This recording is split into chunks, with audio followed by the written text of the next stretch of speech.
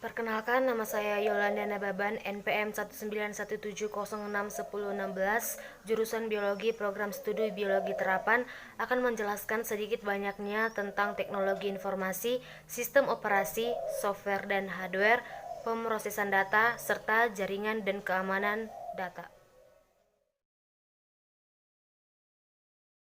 Baiklah, yang pertama adalah pengertian dari teknologi informasi. Menurut Information Technology Association of America, teknologi informasi merupakan suatu studi, perancangan, implementasi, pengembangan, atau juga manajemen sistem informasi berbasis komputer, terkhususnya pada aplikasi perangkat keras maupun perangkat lunak. Lalu yang selanjutnya itu menurut Hack and Keen, teknologi informasi ialah seperangkat alat yang digunakan untuk membantu manusia bekerja dengan informasi serta melakukan tugas-tugas yang berhubungan dengan pemrosesan informasi. Yang selanjutnya, apakah komponen dari teknologi informasi? Komponen dari teknologi informasi sendiri yaitu yang pertama hardware, yang kedua software, yang ketiga brainware, yang keempat data, informasi, dan pengetahuan. Yang selanjutnya, apakah fungsi dari teknologi informasi itu? Fungsi dari teknologi informasi itu sendiri yaitu yang pertama menangkap atau melakukan capture terhadap data dan informasi. Yang kedua, menyimpan data, informasi seperti pada disket, hard disk, dan compact disk. Dan yang ketiga yaitu mengolah atau processing, yaitu memproses data yang diterima untuk dijadikan informasi, termasuk mengubah data ke bentuk lain, menganalisis, menghitung, dan menggabungkan data. Yang keempat, transmisi atau transmission merupakan mengirim data serta informasi dari satu lokasi menuju lokasi lain dengan jaringan komputer. Dan yang kelima, mencari kembali atau retrieval, yaitu melakukan penelusuran untuk dapat memperoleh kembali atau menyalin data serta informasi yang sudah disimpan. Dan yang terakhir yaitu menghasilkan atau generating, yaitu mengorganisasi data serta informasi ke dalam bentuk yang lebih bermanfaat. Nah, yang selanjutnya, apakah manfaat teknologi informasi bagi kehidupan sehari-hari? Secara umum, manfaat teknologi informasi yaitu sebagai penunjang aktivitas kehidupan yang lebih baik, karena teknologi informasi membantu aktivitas menjadi lebih efektif serta efisien. Dalam bidang pendidikan, teknologi informasi memiliki manfaat mulai dari efektif, efisien, hingga mengembangkan bakat siswa di bidang IT. Pada bidang kedokteran dimanfaatkan dalam mendiagnosa penyakit serta mengambil gambar seluruh organ tubuh. Dan pada bidang bisnis dan perbankan dapat membantu transaksi dan menyimpan berkas. Untuk tujuan dari teknologi informasi itu sendiri yaitu untuk memecahkan suatu masalah, membuka kreativitas, meningkatkan kreativitas dan efisiensi dalam aktivitas manusia. Baiklah, yang selanjutnya yaitu sistem operasi. Sistem operasi atau operating system adalah seperangkat program yang mengelola sumber daya perangkat keras, komputer, atau hardware, dan menyediakan layanan umum untuk aplikasi perangkat lunak atau software. Sistem operasi adalah jenis yang paling penting dari perangkat lunak sistem dalam sistem komputer. Tanpa sistem operasi, pengguna tidak dapat menjalankan program aplikasi pada komputer mereka kecuali program aplikasi booting. Contoh sistem operasi modern adalah Linux, Android, iOS, Mac OS X, dan Microsoft Windows. Jenis dari sistem operasi sendiri yaitu sistem operasi open source dan sistem operasi closed source. Sistem operasi open source. Open source adalah perangkat lunak di mana kode program terbuka dan disediakan oleh pengembangnya secara umum agar dapat dipelajari, diubah, atau dikembangkan lebih lanjut dan disebarluaskan. Jika ada pembuat perangkat lunak yang tidak mengizinkan kode programnya diubah atau dimodifikasi, maka bukanlah disebut sebagai open source walaupun kode program dari perangkat lunak tersebut tersedia. Nah, untuk keuntungan dari open source itu sendiri yaitu banyak tenaga atau sumber daya manusia yang berperan mengerjakan proyek. Kesalahan atau bugs lebih cepat ditemukan dan diperbaiki. Kualitas lebih terjamin karena komunitas melakukan evaluasi, lebih aman, hemat biaya, tidak mengulangi development. Untuk kekurangannya yaitu kurangnya sumber daya manusia yang dapat memanfaatkan open source dan tidak adanya proteksi terhadap hak asasi kekayaan intelektual atau haki. Yang kedua yaitu sistem operasi closed source. Closed source adalah sistem operasi yang kodenya tidak dibuka untuk umum. Pemilik kode yang closed source bisa membagi source kodenya melalui lisensi dengan gratis maupun berbayar. Meskipun gratis, lisensi tertentu bisa membuat sistem operasi tidak sepenuhnya open source. Misalnya, jika lisensi tersebut ada larangan untuk memodifikasi kode, maka sistem operasi ini tidak open source. Keuntungan dari closed source yaitu kestabilan sistem terjamin karena ada penanggung jawab resmi, support langsung dari pemilik aplikasi atau program, mudah mendapatkan sertifikasi, lebih mudah digunakan, dipelajari, dan dipahami karena mayoritas pengguna menggunakannya atau pada daerah tertentu. Nah, untuk kekurangannya sendiri yaitu tidak ada support atau khusus langsung dari pembuat atau developer. Celah yang terbuka bisa dimanfaatkan untuk pengambilan informasi. Sosialisasi pemakaian agak sulit untuk mendapatkan sertifikasi. Adanya lisensi yang mengharuskan pengguna untuk menyediakan dana. Pengembalian terbatas, diperlukan antivirus, aplikasi umumnya tersedia berbayar. Deteksi kelemahan aplikasi menunggu feedback dari pengguna. Tujuan dan fungsi dasar sistem operasi yaitu kenyamanan. Suatu sistem operasi membuat komputer lebih mudah untuk digunakan.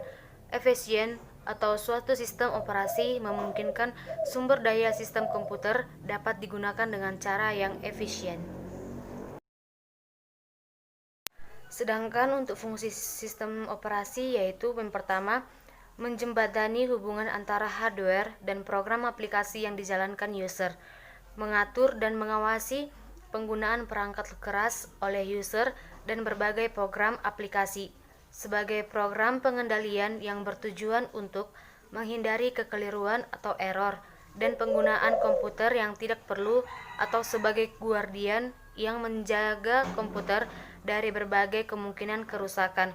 Dan yang terakhir untuk manajemen sumber daya hardware seperti mengatur memori, printer, CD-ROM dan lain-lain. Baiklah, yang selanjutnya yaitu mengenai software dan hardware. Software atau perangkat lunak merupakan perangkat yang berupa aplikasi atau program yang dirancang untuk mengontrol dan mengoperasikan hardware. Fungsi dari software sendiri yang pertama sebagai sistem operasi atau sistem pendukung. Yang kedua, untuk mengatur atau mengontrol hardware. Yang ketiga, menjadi penerjemah setiap instruksi ke dalam bahasa mesin agar dapat diterjemahkan oleh hardware. Dan yang terakhir yaitu mengidentifikasi program.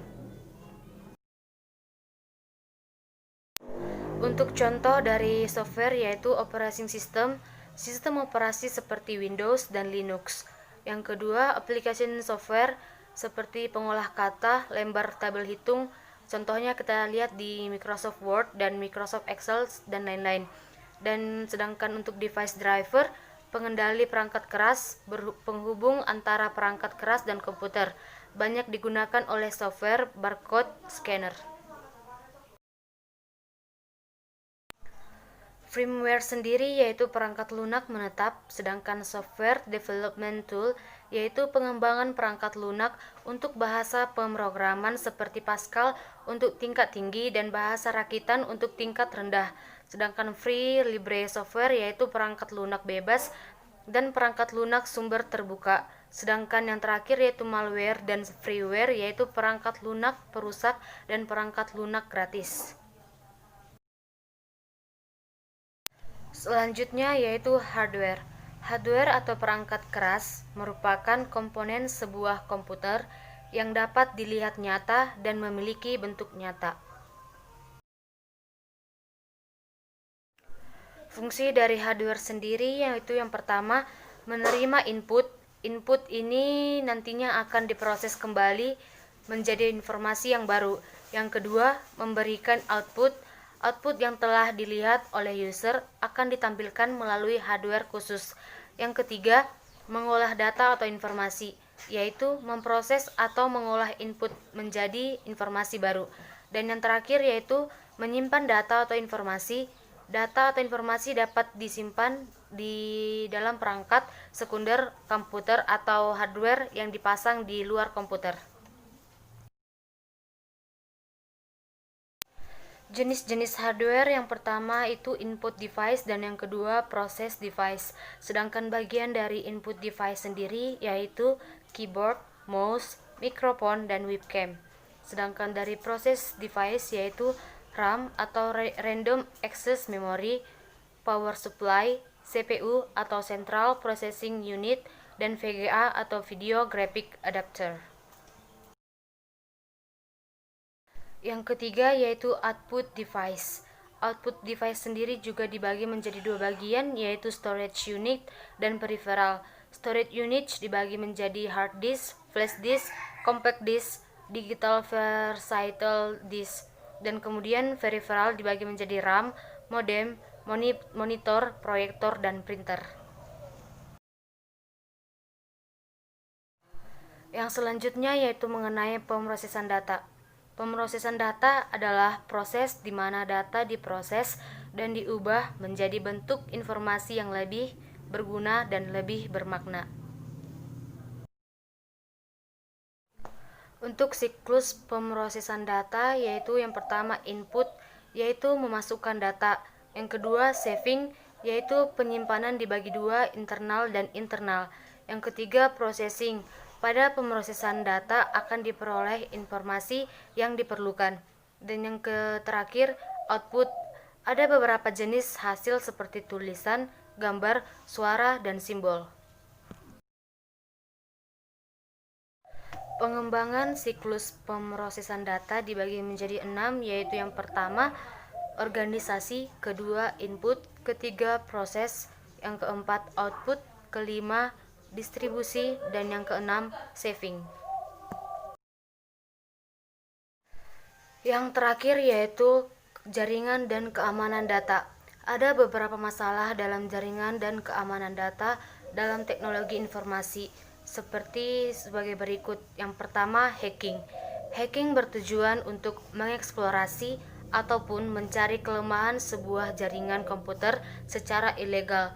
Sedangkan cracking yaitu bertujuan mencuri, mengubah, menghancurkan file atau data yang disimpan di komputer. Nah, untuk mencegah beberapa masalah dalam keamanan data tersebut, di sini ada beberapa teknik pengamanan data. Yang pertama, internal firewall, yaitu berfungsi untuk mencegah akses dari pihak luar ke sistem internal. Bekerja dengan dua cara, yaitu dengan filter dan proxy. Sedangkan yang kedua yaitu kriptografi, seni menyandikan data. Terdapat dua proses kriptografi yaitu enkripsi dan deskripsi. Dan yang terakhir yaitu Secure Software Layer atau SSL, yaitu memberi kata sandi pada data di internet. Bagaimanakah cara kerja dari hacker dan cracker? Yang pertama yaitu spoofing, yang kedua scanner, yang ketiga sniffer, yang keempat password cracker, dan yang kelima destructive device.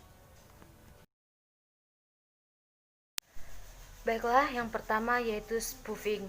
Dalam konteks keamanan informasi dan terutama keamanan jaringan, serangan spoofing adalah situasi di mana seseorang atau program berhasil mengidentifikasi sebagai orang lain dengan memalsukan data untuk mendapatkan keuntungan yang tidak sah.